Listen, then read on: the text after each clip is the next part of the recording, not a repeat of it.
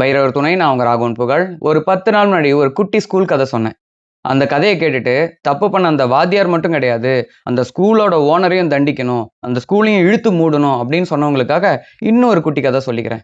அதே ஊர்ல ஒரு கவர்மெண்ட் ஸ்கூல் இருந்துதான். அந்த ஸ்கூல்ல குழந்தைங்களை படிக்க வைக்கிறேன்னு கூட்டிட்டு போயிட்டு பத்திரமா திருப்பி வீட்டுக்கு அனுப்புறேன்னு சொல்லிட்டு அந்த குழந்தையோட வயிறை கர கர கர கரன்னு அறுத்து கொன்னு இருக்காங்களாம் அந்த குழந்தைய. அங்க ஒரு குழந்தைய மட்டும்தான் அப்படி கொன்னாங்கன்னு பார்த்தா பல குழந்தைங்கள கொன்னுகிட்டே தான் இருக்காங்களாம். வீட்டுக்கிட்ட இருந்த குழந்தைய வலுக்கட்டாயமா தூக்கிட்டு போயிட்டு நாங்க பத்திரமா கொண்டு வந்து திருப்பி கொடுத்துட்றோம்னு சொல்லிட்டு அந்த குழந்தையும் பத்திரமா நிறைய டைம் திருப்பி கொடுக்க மாட்டாங்களாம்.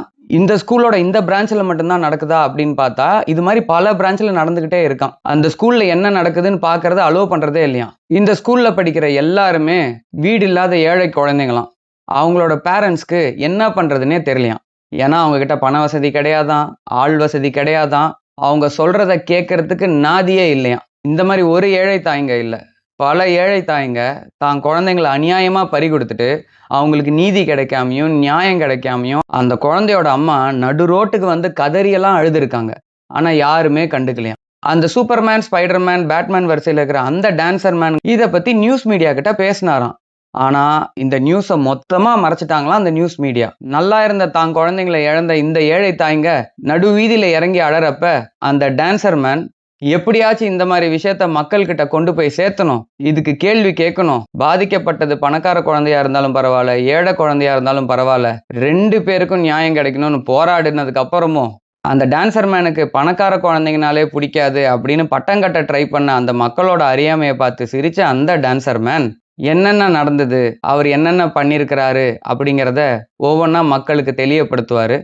அது வரைக்கும் மக்களை கொஞ்சம் காத்திருக்க சொல்லி அந்த டான்சர் மேன் ரெக்வஸ்ட் பண்ணியிருக்காரு. ஒருவேளை அந்த டான்சர் மேன் இந்த விஷயத்த சொல்ல வரப்பதான் இந்த பிரைவேட் ஸ்கூல்ல நடந்த விஷயத்தையே தெரிஞ்சுக்கிட்டா, ஒருவேளை இந்த மக்கள் எப்ப பார்த்தாலும் பணக்கார குழந்தைங்களோட விஷயத்தை பத்தி மட்டுமே கவலைப்படுறாங்கிறத பார்த்துட்டு இந்த ஏழை குழந்தைங்களை பத்தி கவலைப்பட மாட்டீங்களான்னு கேட்க நினைச்சு அந்த சமயத்துல அந்த ஸ்கூலோட கதை தெரிய வந்து மக்கள் கிட்ட கொண்டு போய் சேர்த்தணும்னு நினைச்சிருந்தா, இப்ப அந்த ஊர் மக்கள் அந்த கடையை அடிச்சு நொறுக்கிடுவேன், அவன் காலை உடைச்சிருவேன் அப்படிங்கிற மாதிரி அந்த அரசாங்கத்துல வேலை செய்யறவங்களோட வயித்தை கிழிச்சு குடல் வெளியில வந்து சாகடிக்க போறாங்களா, இல்ல அந்த அரசாங்க பள்ளியவே மூட போறாங்களா, இல்ல அந்த அரசு பள்ளியில தப்பு பண்ண அந்த வாத்தியாரோட வயித்தை அதே மாதிரி கிழிக்க போறாங்களா, அப்படி என்னதான் கிழிக்க போறாங்க அப்படின்னு சொல்லிட்டு அந்த டான்சர் மேன் ரொம்ப ஆவலா காத்துட்டு இருக்கிறாரு.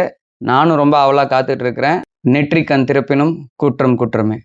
ஜெய் பைரவா.